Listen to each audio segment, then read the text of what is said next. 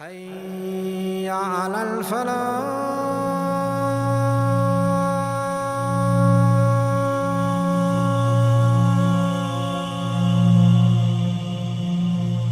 If a person thinks that they are possessed or affected by black magic rather, what should he look for or she look for to confirm that truly it is a problem to do with sihr? There are many signs. Of the signs, for example, is that a person, he has a complete change of character. That he was a very talkative person, a very easygoing person, always smiling and happy. All of a sudden, her personality has changed completely. They're reserved, they're isolated, they don't want to speak to anyone. Another symptom, a possible sign of jinn possession, is that a person spends a lot of time in the toilet. Our Prophet ﷺ, he told us that when you enter the toilet, you should say, Allahumma inni a'udhu bika min khubuthi wal khaba'ith. One interpretation of khubuth and khaba'ith is the male and female jinn. However, the clearest sign that a person is not suffering from mental health problems or anything else is that when a live recitation of Quran is recited upon them, they start to behave in a very strange way. Or adhan. This is live adhan, live recitation of Quran.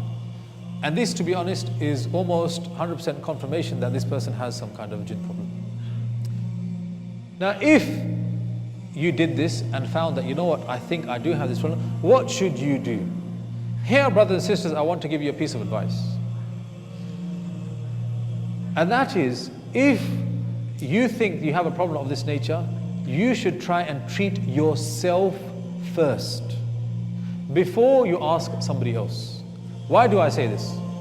Well, there is a hadith in Sahih Muslim that the Prophet ﷺ said, 70,000 people from my ummah will enter paradise without any accountability. May Allah make us from those people. One of the categories of people who didn't used to ask others to do ruqya on them. Well, the idea is that as soon as you turn to someone in your time of need to ask for help, there is a level of reliance that you place in this person which could have been exclusively placed in Allah. So if you resist, even when you need help, to turn only to Allah and ask Him, then you have a level of tawakkul which is above and beyond other people. So you deserve to enter paradise without any hisab. How do you do ruqya on yourself? Very easy. The most powerful ruqya in the Quran is to recite Surah Al-Fatiha. One of the names of Surah Al-Fatiha is Ash-Shafi, the cure. I mean, could there be more of an indication that this is the go-to surah for ruqya? There's a story that some of the companions, they went out traveling. They passed by a tribe and they asked them for some food and some water. The tribe were mean. They said, sorry, we can't help you. Then they were camped outside this tribe and the chief of this tribe was bitten by a scorpion. In a panic, they said to one another, what should we do? They said, oh, you know those religious guys, let's ask them for some help. So they came and asked the companions, can you come and help our chief? He has been bitten by a scorpion. The companion said, yes, we can. However, it will cost you something. They said, what will it cost? They said, 100 sheep. They said, no problem. They came, they read Surah Al-Fatiha. That's all. And this man was cured. They went back to the Prophet ﷺ and they said, Ya Rasulullah, this is what happened. The Prophet ﷺ said, who taught you to recite Surah Al-Fatiha? They said, you did. He said, okay, I should get a share of the 100 sheep as well then. Sallallahu Alaihi Wasallam. Hadith in Sahih Bukhari. So Surah Al-Fatiha, read it on yourself, repeat it. However, when you read it, you must read it with the intention, oh Allah, I'm doing this for ruqya. I'm doing this to try and cure myself. And you have the cure. Please grant me the cure through the reading of Surah Al-Fatiha. Then Ayatul Kursi. Then قُلْ أَعُوذُ بِرَبِّ الْفَلَقِ and قُلْ أَعُوذُ بِرَبِّ النَّاسِ. So far I haven't said anything which people don't know about, isn't it? Then Surah Al-Baqarah. And then Surah Al-A'raf and Surah Taha. Why these two surahs? Because they have a lot of mention of magic in them. And people who practice Ruqya, they have seen that these two surahs are more powerful in treating magic than any other surahs. If, however, you feel that the magic done on you or the jinn that is disturbing you is too strong to deal with yourself, no problem, go to someone who's qualified. But when you do, be careful, because there are a lot of fake raqis out there. How do you know you're dealing with a fake raqi? Well, one of the things they like to do is they give you what they call a ta'weez. And you think that inside the ta'weez is some Quranic verses. However, we have seen people who open them up and they find codes, languages which are unknown to people, symbols and diagrams. And you know what that is? That is another magic spell to call upon some jinn. Subhanallah. The guy that you went to get help, he only replaced that with another jinn. So when you go to a raqi, what you should be looking for is someone who will treat you by reading Quran over you, or by speaking to the jinn and giving them da'wah, or by reading some of the azkar, some of the words of remembrance that come from the Prophet ﷺ. There are some other things that can be done, yes, that are outside of what I've mentioned, but generally speaking, this is what it revolves around. So just to recap the whole thing. Jinn, we believe in them. Are we paranoid of them? No, we are not paranoid of them. Magicians, there is no such thing as white magic. All magic is haram, and it may even be kufr as well. As for someone who believes they are affected by magic, first of all, they should verify that this is not mental health problem by speaking to the GP or other health practitioners. If, however, they feel that it is not something that be clinically diagnosed, then they should do ruqya on themselves. And if they feel that it is not working or it's too difficult, then they should seek help from people who are qualified in the way that we explained. Is it the case that if a person has good iman, that he will not be affected by magic? A person could be praying 5 times a day, saying his morning and evening adhkar, fasting Monday and Thursday, reads Quran, makes dua, but he can be affected by magic. What is the proof of this? Our own Prophet ﷺ was affected by sihr. Hadith in Sahih al-Bukhari that Labib ibn al-A'sam, one of the most infamous magicians of Medina, he cast a spell on our Prophet ﷺ, and Aisha said that because of it, the Prophet ﷺ thought he had done something when he had not. Ibn Hajar said it meant that he thought he needed to make ghusl. So the magic of Labib ibn al-A'sam, this magician, affected a man whose iman cannot be rivaled by any human being. So that means that just if somebody is affected by jinn, you should not automatically say he had weak iman, that's why it happened to him. It could be. And no doubt about it, if you have weak faith, you are more vulnerable to such things, no doubt about it.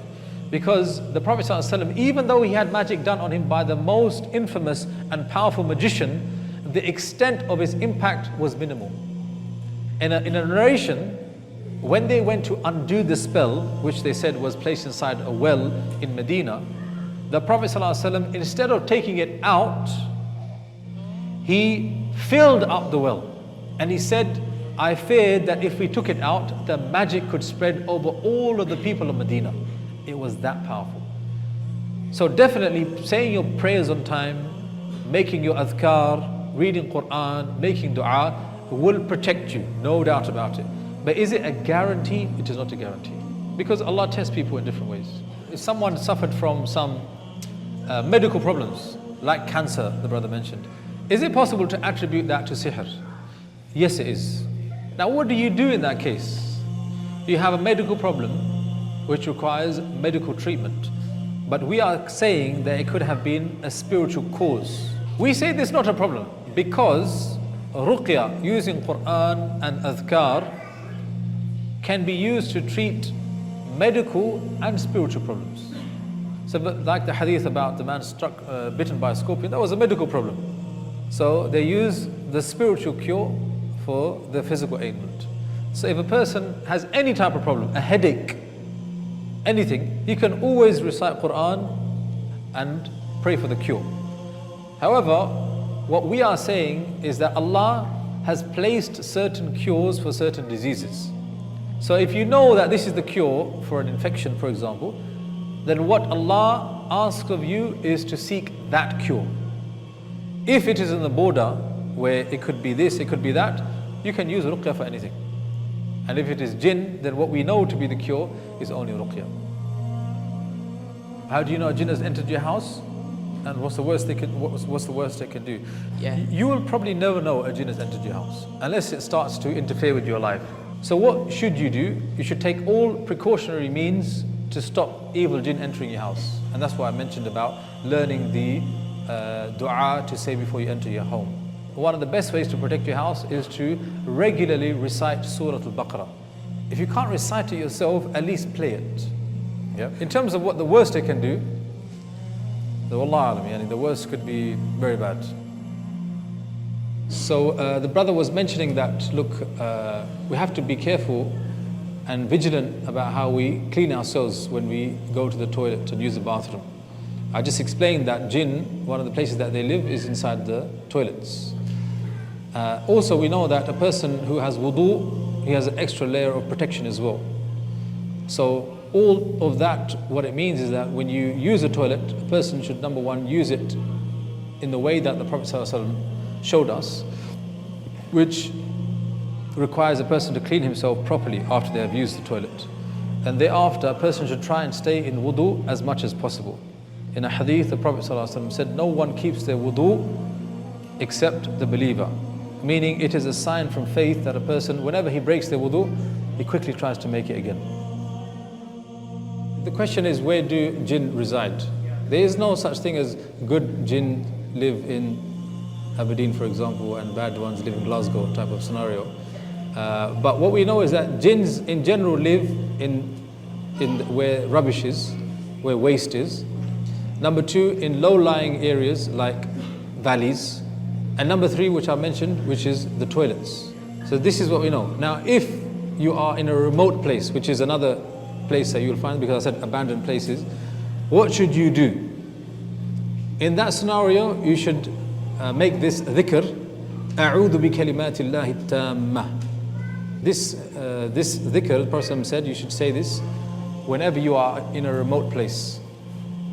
Also, people say that if you are in the open, you should not urinate or use a toilet basically under a tree and these kind of things, because it may be the residence of a jinn, and then you will upset them, and then they may do something to you.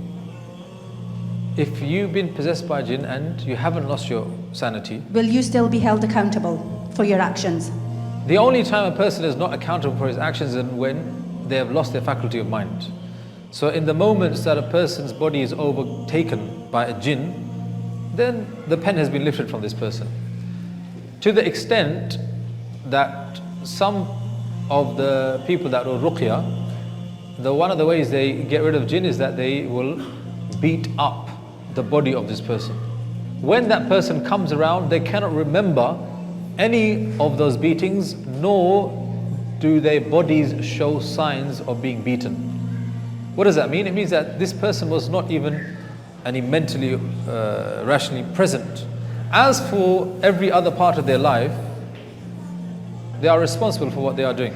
My advice is that a person needs to understand that they are being tested by Allah. Just like a person who has been tested with a disease or another medical condition, they find it difficult to focus, to concentrate, to be close to Allah, to engage in prayer. But that doesn't mean that now they have a justification to abandon prayer, to abandon dua, to abandon dhikr, for example. It just means that it's more difficult, and that is your test. Jazakumullah khair, barakallahu feekum, inshallah.